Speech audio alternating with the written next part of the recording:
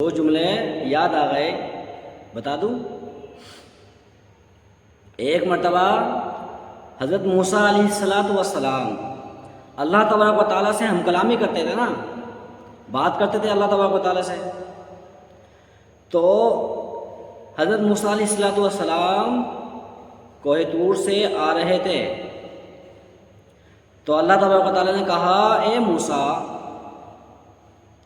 ہم ان جگہوں کی حکومت، ان خطوں کی حکومت اپنے فلاں فلاں بندے کو دیں گے۔ تو حضرت موسیٰ علیہ السلام نے کہا ٹھیک ہے۔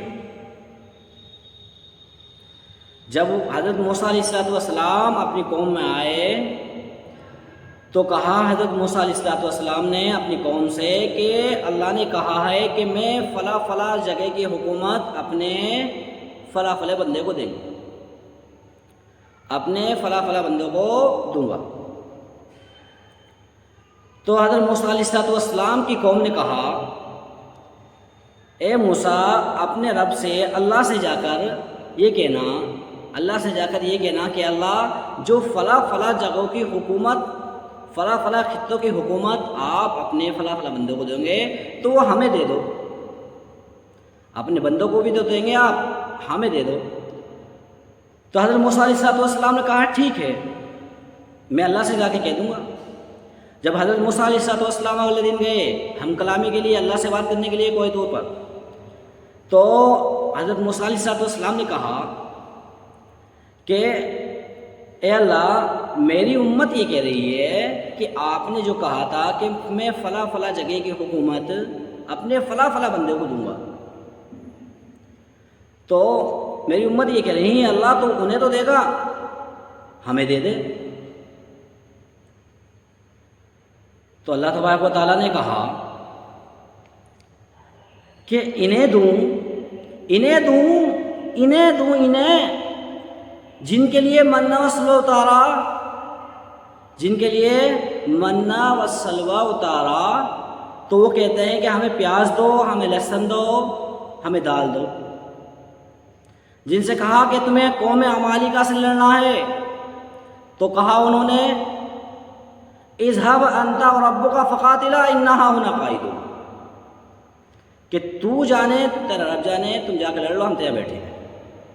انہیں دوں جو دال مانگنے لگے، انہیں دوں جو تیرا رب جانے، تو جانے کہہ رہا ہے، انہیں نہ دوں جن کے پیٹ پر پتھر بنے ہوئے ہوں گے اور سجدوں میں سبحان ربی الاعلیٰ کی صدائیں ہوں گی، انہیں نہ دوں۔ ارے انہیں نہ دوں جو نبی کی ایک زبان پر، اللہ کے نبی کہیں گے ایک زبان پر کہ چلو صحابہ جہاد کرنے، چلو صحابہ کام کرنے، تو لبیک کہیں گے، انہیں نہ دوں۔ ایک جملہ، ایک بات۔ دوسری بات، محمد کی آمد بشیرن نذیرا، اللہ کے نبی کو بشارت دینے والا بنا کر بھیجا گیا۔ جب اللہ کے نبی صلی اللہ علیہ وسلم غار ثور میں چھپے ہیں، حضرت ابو بکر رضی اللہ تعالیٰ عنہ کے ساتھ جب غار ثور میں چھپے ہیں تو وہاں سے واپس ہو رہے تھے، نکل رہے تھے وہاں سے چھپ کر۔ تو جب چھپ کر نکلے ہیں اللہ کے نبی صلی اللہ علیہ وسلم اور حضرت ابو بکر صدیق رضی اللہ تعالیٰ عنہ جب وہاں سے نکلے ہیں، تو حضرت ابو بکر صدیق رضی اللہ تعالیٰ عنہ کو ایسا لگا کہ کوئی ہمارا پیچھا کر رہا ہے۔ انہوں نے اللہ کے نبی صلی اللہ علیہ وسلم سے کہا، حضرت ابو بکر صدیق رضی اللہ تعالیٰ عنہ نے اللہ کے نبی صلی اللہ علیہ وسلم سے کہا کہ اللہ کے نبی صلی اللہ علیہ وسلم کوئی ہمارا پیچھا کر رہا ہے، ایسا لگ رہا ہے۔ اللہ کے نبی صلی اللہ تعالیٰ علیہ وسلم نے اپنی جلالی نگاہوں سے دیکھا۔ ایک ہوتا ہے جمالی، ایک ہوتے ہی جلالی نگاہوں سے دیکھا، غصے کی نگاہوں سے دیکھا۔ تو حضرت سراقہ بن مالک رضی اللہ تعالیٰ پیچھا کر رہے تھے، وہ گھوڑے پہ سوار تھے، پیچھے تھے۔ تو جب اللہ کے نبی صلی اللہ علیہ وسلم نے ان کو دیکھا جلالی نگاہوں سے، تو زمین میں گھوڑے سمیت دھسنا شروع ہو گئی۔ تو حضرت سراقہ بن مالک رضی اللہ تعالیٰ عنہ نے عرض کیا، اللہ کے نبی، مجھے معاف کر دو، نہ میں بتاؤں گا نہ آپ کا پیچھا کروں گا، اللہ کے واسطے مجھے معاف کر دو، نہ تو میں کسی کو بتاؤں گا نہ آپ کا پیچھا کروں گا، میں واپس چلا جاؤں گا، اے اللہ کے نبی مجھے معاف کر دو۔ جب وہ دسنے لگے، اللہ کے نبی نے فرمایا اے سراقہ، کسریٰ کے کنگن تیرے ہاتھوں میں ہوں گے، جب روم و فارس فتح ہوگا تو کسریٰ کے کنگن تیرے ہاتھوں میں ہوں گے۔